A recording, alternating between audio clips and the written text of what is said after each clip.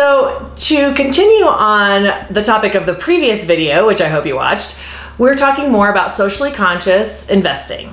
And what I want to touch on this time is the idea of investing in microloans or very small loans to small business people that could either be here in the US or abroad in developing countries to help people out of poverty and start a business. This is a very popular thing to do these days, and it's a very, very powerful way to make a difference with your money. A little money goes a long way in microcredit lending. And what is a microloan? Well, it's a loan that's sometimes as small as $20 or $25. Typically, on average, it's a loan of $100 that you would loan to a person. They're often called village banks, are the institutions that create these microfinance opportunities.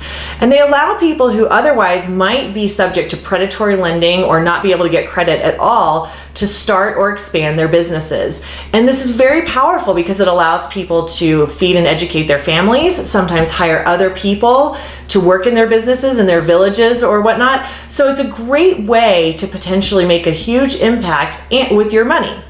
Now, do you make any money in microcredit lending? It depends. There are ways that you can invest in microcredit lending which are just plain charitable. In other words, you would donate money to fund a village bank, and you'll never see anything out of that except for your tax deduction if you're able to take one.